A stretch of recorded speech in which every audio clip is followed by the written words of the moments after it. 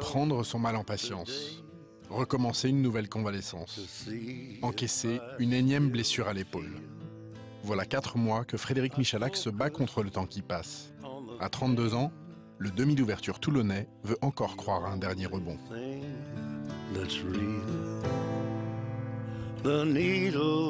Fred, c'est quelqu'un, plus vous essayez de l'enterrer, plus vous essayez de le punir, plus vous essayez de l'humilier, et plus fort il va en ressortir.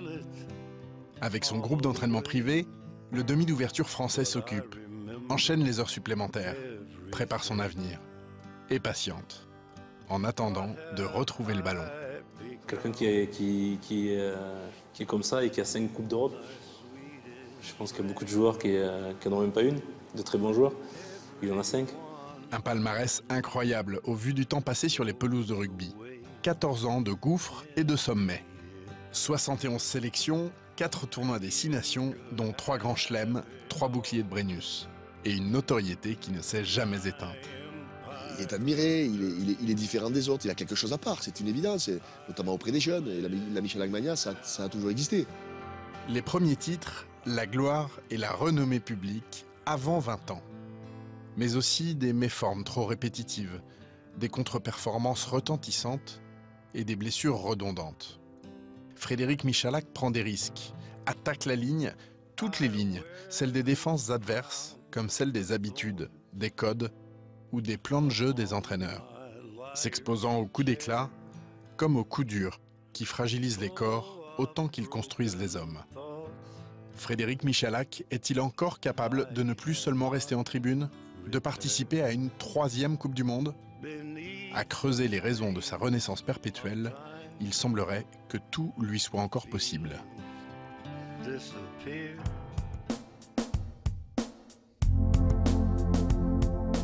Toulouse, Cité-en-Sly, l'endroit où tout a démarré. Le berceau de la famille Michalak. Frédéric y naît le 16 octobre 1982. Entouré de son frère et de ses 2 sœurs, le Toulousain se forge un caractère et devient autonome, faute de mieux. La loi de la rue d'un côté, la vie de famille de l'autre.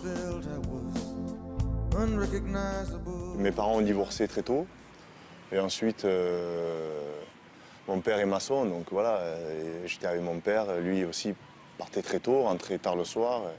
Il était très très fatigué, donc il ne pouvait pas regarder nos devoirs, regarder si on travaillait bien à l'école. Donc c'est vrai qu'on était un peu livrés à nous-mêmes. Il a grandi dans le quartier d'Ancelis, qui était un quartier un petit peu difficile, dans un milieu ouvrier.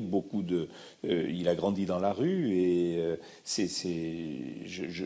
je pense que là, il a connu un petit peu tous les... disons tous les travers de la vie qui poussent à grandir et surtout à se forger une autonomie. Socialement, c'était un enfant qui était sur une période difficile, familialement, et qui était un peu à la recherche de repères. Frédéric Michalak se cherche une stabilité, une personnalité, un sens. Au Stade Toulousain, il trouve une 2e famille. Sur le terrain, un mode d'expression exutoire. Son père Serge l'encourage dans cette voie. Frédéric Michalak prend confiance, envisage un avenir, construit ses futures années de gloire. Plus qu'une vocation, le rugby devient la solution. Le rugby, moi, ça m'a aidé surtout à me canaliser, à me montrer des règles de vie, c'est-à-dire m'intégrer socialement, respecter les autres, arriver à l'heure, mais aussi le dépassement de soi, l'entraide qu'on a besoin sur un terrain, aux entraînements. En fait, toutes ces règles de vie-là, qui font partie de la vie de tous les jours, je les ai appris sur un terrain de rugby. Il y a eu des moments de sa vie où effectivement il était en souffrance parce que l'école ça marchait pas et qu'il avait la volonté de réussir mais il n'avait pas les armes pour réussir. Il était en situation d'échec et donc très perturbé. À partir du moment où il a pu concilier à l'école la scolarité et le rugby, ça a été pour lui un épanouissement. Et donc, il n'était plus du tout en souffrance. C'est vraiment le sport qui m'a aidé, c'est sûr, parce que voilà, j'ai des amis à moi qui n'ont pas forcément bien tourné. Donc, c'est des choix à faire. Frédéric Michalak ne s'est jamais échappé, ni dans sa cité, ni dans l'adversité. Son engagement est total. Un gabarit léger, parfois sur le flanc, souvent en rééducation. Genoux, tendons, épaules. Les blessures s'accumulent. L'infirmerie devient son pain quotidien. Les absences s'enchaînent. Lui en profite pour s'initier à la peinture et étudier la musique. Des moments où tu es blessé, je pense que c'est bien de faire quelque chose à côté, d'artistique ou autre. Surtout ces moments-là qui sont longs, parce que quand tu as une blessure au genou, tu en as pour 6 mois. Tu en as pour 3 mois avant de pouvoir faire des choses. Donc c'est vrai que si tu passes ton temps à la muscu, aux soins, voilà, mentalement c'est très difficile. Par moments, des fois, certains médias l'ont enterré, certains, entre guillemets, connaisseurs le pensaient fini. Et il a toujours montré que non, je suis toujours là. Et ça, je trouve que je pense que c'est une fierté énorme. C'est ça, en fait, le sport de haut niveau, c'est toute ta carrière et c'est arriver à rester au plus haut. Malgré les coups à droite et à gauche que l'on peut prendre, il faut toujours mentalement aller le chercher. La définition du haut niveau, c'est que finalement rien ne vous arrête, rien n'est un obstacle et que vous êtes capable de vaincre n'importe quelle adversité, qu'elle soit sur le terrain pendant le match, mais aussi en dehors. Et on a bien vu que les blessures chez Frédéric Michalak n'ont jamais été des obstacles définitifs. L'enfant prodige du rugby français ne cesse de travailler. Talentueux, Michalak est un éternel insatisfait. Patient avec ses coéquipiers, intransigeant envers lui-même, ses qualités irradient dirigeant, entraîneur et coéquipier. Frédéric Michalak se façonne avant tout dans l'ombre, loin des idées préconçues. Si tu le connais pas, tu peux croire qu'il est nonchalant, mais en fait il est très très dur avec lui-même, il va être très critique avec ses performances, sauf qu'il ne le laisse pas transparaître. C'est quelqu'un qui a beaucoup de confiance et qui, en tout cas, qui donne l'impression d'avoir beaucoup de confiance. Et ça irradie un peu ses coéquipiers. Et ça, c'est un point fort. C'est une très grosse qualité. C'est important d'avoir la rigueur de réussir.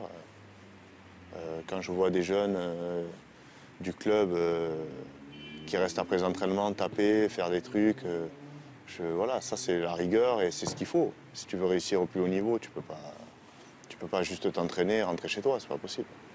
Il a toujours été très sérieux dans l'approche, dans l'entraînement, tout ça. C'était d'abord, il sortait d'un grand club où s'entraîner était quelque chose d'important, où la concurrence était réelle, était forte. Donc il a toujours eu ce besoin de s'entraîner, de se surpasser, parce que la place n'était jamais acquise. Sa longévité, le joueur star la doit aussi à une forme de fidélité au gamin d'Ancelis qu'il fut. Conscient des réalités, généreux, semant les amitiés sans jamais les trahir. Il a donné, on lui a rendu.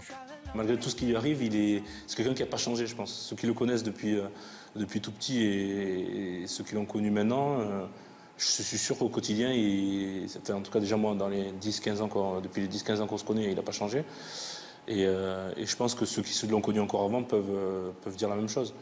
C'est quelqu'un qui tient à sa liberté, qui choisit ses amis, qui a une grande fidélité dans ses amitiés. Il est encore, je pense, j'en ai eu des échos, toujours en contact avec ses amis d'enfance, des garçons que j'ai eus là, et qui mène une vie qui est certainement parallèle à sa vie de joueur professionnel. Bousculer le destin, rester libre, maître de sa vie, et accomplir ses rêves. S'accomplir tout court, quels qu'en soient les risques. La France est l'Eldorado des rugbymen pros du monde entier. Lui choisit d'en partir en 2007 et de tenter l'aventure en Afrique du Sud au Natal Sharks. 4 saisons, bien qu'entrecoupées de nouvelles blessures et d'un retour mitigé à Toulouse, qui lui permettent de retrouver le maillot tricolore. Un pari pourtant loin d'être gagné d'avance. J'avais ce rêve-là de le faire. Je me suis dit, après la Coupe du Monde 2007, je le ferai. Ben voilà, quand j'ai envie d'un truc, je le fais, c'est tout. C'est quelqu'un qui ne s'est jamais contenté de ce qu'il avait, qui s'est en quelque sorte toujours mis en danger en se donnant des défis supplémentaires sans arrêt et en allant au bout de ces défis. Ça fait grandir de partir à l'étranger, de parler une autre langue, de découvrir d'autres cultures. Et on se rend compte qu'on est tous humains, qu'on a des choses à partager et ça me plaît beaucoup. Je pense qu'il a réalisé ses rêves. C'est un des rares gens du monde professionnel qui arrive à faire que la réalité corresponde à ses rêves.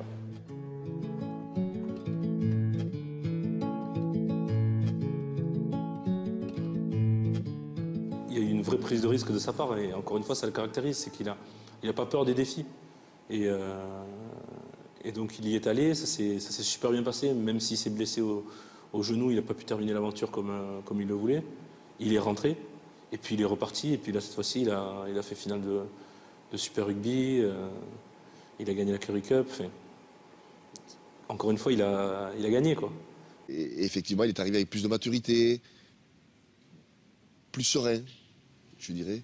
Et voilà, c'est ces différentes expériences qui lui ont fait atteindre cette sérénité. Michalak serait donc de ces joueurs partis d'un peu nulle part et arrivés au sommet par leur chemin à eux. Un enfant de la balle qui aurait fait d'un destin mal tracé un parcours d'homme dont on se souvient. Mais dans ce rugby où les joueurs sont aujourd'hui de plus en plus monstrueux, y a-t-il encore une place pour lui? Plutôt que de se poser la question, Michalak tente de le prouver depuis maintenant 14 ans, et même encore le soir à la nuit tombée, en se disant que demain, il fera jour. Il fera beau même.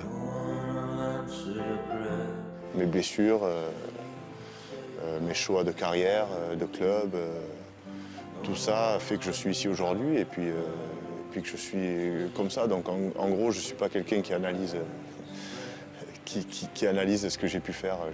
Je suis quelqu'un qui regarde devant et qui me dit que c'est grâce à tout ce que j'ai vécu que je serai encore plus fort demain.